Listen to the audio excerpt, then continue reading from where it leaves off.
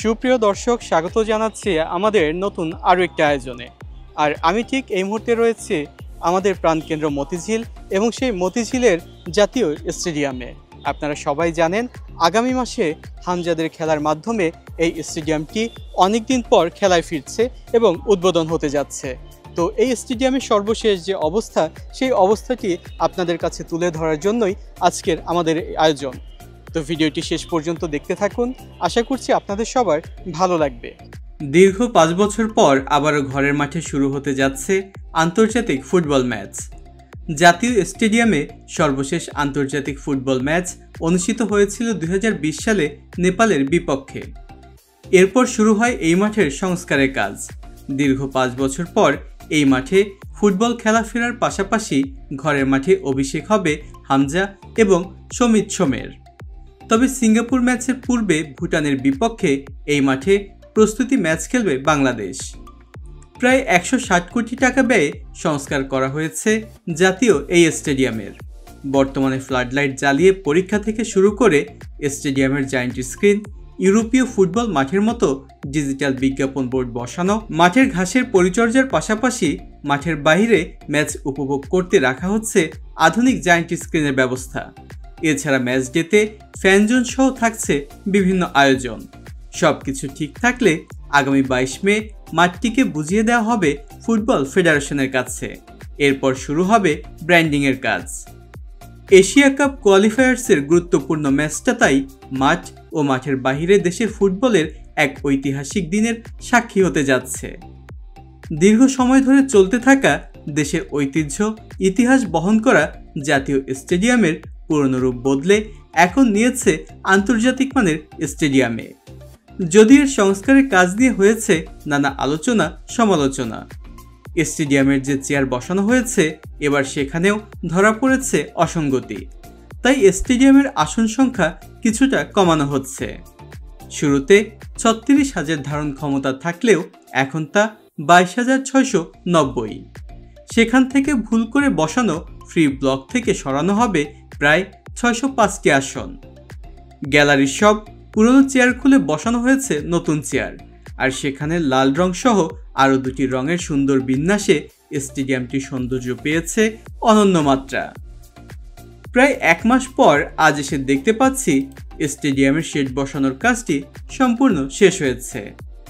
স্টেডিয়ামের চেহারা বদলে দেয়া এই শেডের জন্য প্রথমে বরাদ্দ ছিল প্রায় 29 কোটি টাকা, পরে তার সাথে যোগ হয়েছে আরও 10 কোটি।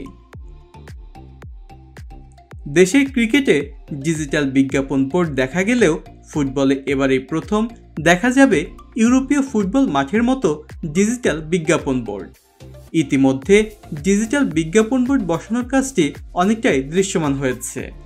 এটি হচ্ছে ডিজিটাল বিজ্ঞাপন বোর্ড। তো এই ডিজিটাল বিজ্ঞাপন বোর্ড বসানোর কাজটিও কিন্তু বেশ কিছুদিন ধরে চলছে এবং বেশ অনেকটা জায়গাতেই কিন্তু এই ডিজিটাল বোর্ড বসানো হয়েছে। আর এখন এই যে ঘাস দেখতে পাচ্ছেন আপনারা, এই ঘাস নিয়ে কিন্তু অনেক আলোচনা সমালোচনা হয়েছে এবং এখানে আজকে আসার পর দেখতে পাচ্ছি পুরো মাঠটি কিন্তু সবুজে ছেয়ে গেছে।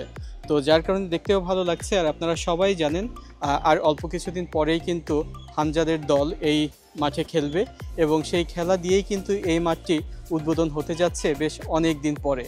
তো চলুন এই মাঠে আরও কী সংস্কার হয়েছে সেগুলো ঘুরে ঘুরে আপনাদেরকে দেখাবো আজকে। এই স্টেডিয়ামের পুরনো কাঠামো ঠিক রেখেই করা হচ্ছে সংস্কার।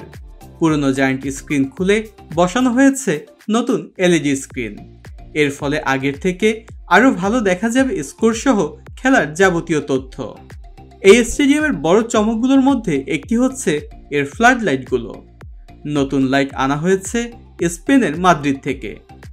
ফিলিপস ব্র্যান্ডের এলইডি লাইটের জন্য শুরুতে 14 কোটি টাকা বাজেট থাকলেও সেটি গিয়ে ঠেকেছে 29 কোটি টাকায়। ইতিমধ্যে স্টেডিয়ামের 4টি টাওয়ারে বসেছে ফ্লাড লাইটগুলো। ফ্লাড লাইটের টাওয়ারগুলো পুরনো হওয়াতে লাইটের ভার নিতে পারবে না বলে কিছু লাইট বসানো হয়েছে শেডের ক্যানোপিতে। সব মিলিয়ে রাতের আধারকে জয় করতে স্টেডিয়ামের নতুন এলইডি ফ্লাড লাইটগুলো দারুণ কার্যকর হবে। ফ্লাড লাইটের আলো ঠিক জায়গা মতো পড়ছে কিনা এটিও দেখার জন্য সিঙ্গাপুর থেকে আসবে বিশেষজ্ঞ একটি দল। বর্তমানে ফ্লাড লাইটগুলো পরীক্ষামূলক জ্বালিয়ে দেখা হচ্ছে প্রায় প্রতিদিনই। এই স্টেডিয়ামের সবচেয়ে বড় চ্যালেঞ্জটা ছিল ফুটবল পিচ নিয়ে। সামান্য বৃষ্টিতে মাঠ খেলার অযোগ্য হয়ে পড়ত, তাই বিদেশের ফর্মুলা অনুযায়ী 14 ইঞ্চি পর্যন্ত মাটি উপড়ে ফেলে বিশেষ পদ্ধতিতে তৈরি করা হয়েছে এবারের ফুটবল পিচ, যেখানে হামজা, সমিত সহ পুরো বাংলাদেশের ফুটবল টিম দাপিয়ে বেড়াবে। আমরা এর আগের বার মাঠের ঘাসের অবস্থা নাজুক দেখলেও এবার এসে দেখতে পাচ্ছি সম্পূর্ণ বদলে গেছে সেই অবস্থা। তো আমরা এখন একটু এই মাঠের ঘাস ধরে দেখব। তো আমি এই ধরনের সবুজ ঘাস এবং এত পরিপক্ক সুন্দর ঘাস ঢাকা শহরে কিন্তু আমরা তেমন একটা দেখতে পাই না। তো আশা করা যাচ্ছে হামজারা এই মাঠে খেলে বেশ স্বাচ্ছন্দ্য বোধ করবেন। আর যেহেতু এই মাঠে তারাই খেলে উদ্বোধন করতে যাচ্ছেন, একদম নিট অ্যান্ড ক্লিন সব কিছু, এবং দর্শকরা আসার পরেও কিন্তু বেশ আনন্দ পাবেন আশা করছি আর কি। জানা গেছে জাতীয় ক্রীড়া পরিষদ মাঠে পানি দেওয়ার ঝুঁকিপূর্ণ যন্ত্র সরিয়ে 12টি পয়েন্টে পপ আপ সিস্টেম করে দিয়েছে। এতে করে মাঠের ঘাসে পানি দেওয়ার ব্যাপারটি পেয়েছে আধুনিকতার ছোঁয়া। আলোচনা সমালোচনা ছাপিয়ে লেগেছে সবকিছুতেই উন্নতির ছোঁয়া। দুই দলের ফুটবলারদের জন্য প্যাভিলিয়নে এসেছে আধুনিকায়ন, অ্যাথলেটিক ট্র্যাক, সাব স্টেশন, সরঞ্জাম স্থাপনা, আধুনিক media centre, ticket counter, dope test room, medical chamber, VIP box, president box তৈরি সহ নানা ধরনের আধুনিক সুযোগ সুবিধা ব্যবস্থা করা হয়েছে এই স্টেডিয়ামে। সব মিলে 80 কোটি টাকা বাজেটের প্রকল্পে নির্মাণ ব্যয় বেড়েছে আরও 78 কোটি 50 লক্ষ টাকার মতো, যা সব মিলিয়ে দাঁড়িয়েছে 1 কোটি 60 লাখে। তবে এত কিছুর পর এখন অপেক্ষা এই মাঠে ফুটবল খেলা দেখার। কর্তৃপক্ষ থেকে জানা গিয়েছে এখানে শুধু আন্তর্জাতিক ম্যাচগুলোরই আয়োজন করা হবে। এই যে চেয়ারগুলো দেখতে পাচ্ছেন আপনারা, এই চেয়ারগুলো হচ্ছে খেলোয়াড়দের জন্য। এখান থেকে খেলোয়াড়রা বসবে এবং যে বদলি প্লেয়ারগুলো আছে তারা হচ্ছে মাঠে যাবে, আবার মাঠ থেকে এসে এখানে বসবে। আর এটি বসে কিন্তু বেশ আরাম লাগছে বা স্বাচ্ছন্দ্য বোধ করছি, এবং এর উপরে ছাউনি দেওয়া আছে। সব মিলিয়ে কিন্তু এই যে জায়গাটি দেখতে পাচ্ছেন এটি বেশ ভালোই। আর ঠিক এর পাশেই কিন্তু আরও একটি সিটিং পজিশন রয়েছে, এবং এখানে হয়তো যারা কোচ রয়েছেন তারা এই সিটটিতে বসবেন, এবং অটোমেটেড ফোল্ড হয়ে যায় এই সিটগুলো। তো বেশ ভালো এবং কোয়ালিটিফুলি মনে হচ্ছে দেখে। মাঠের ভেতর চাকচিক্য নতুন ইউরোপীয় একটা ভাইব দিলেও মাঠের বাহিরের পরিবেশ একদমই এর উল্টো। তাই কর্তৃপক্ষের কাছে অনুরোধ, শুধু খেলা আয়োজনের সময় স্টেডিয়ামের চারপাশ পরিষ্কার না করে এটিকে 12 মাস কিভাবে পরিষ্কার রাখা যায় সেই উদ্যোগ নিতে, কারণ এর মাধ্যমেই বাংলাদেশ সম্পর্কে জানবে বিশ্ব। ঢাকার ব্যস্ততম এলাকা মতিঝিলে সমৃদ্ধ ঐতিহ্য নিয়ে মাথা উঁচু করে দাঁড়িয়ে থাকা, অর্ধশতকের বেশি সময়ের সমৃদ্ধ ইতিহাসে ক্রিকেট, ফুটবলের পাশাপাশি Asia cup hockey, archery, athletics আয়োজনের উদাহরণ আছে এই স্টেডিয়ামটির। এই স্টেডিয়ামের কোল ঘেঁষে রয়েছে জাতীয় মসজিদ বাইতুল মোকাররম, আর তার পাশ দিয়ে চলে গিয়েছে দেশের প্রথম মেট্রো রেল লাইন MRT-6। যাত্রীরা এখন যখন মেট্রো রেলে করে এই জায়গাটি পাড়ি দেওয়ার সময় স্টেডিয়ামের নতুন সৌন্দর্য দেখেন, তখন সবাই বিমোহিত হচ্ছেন।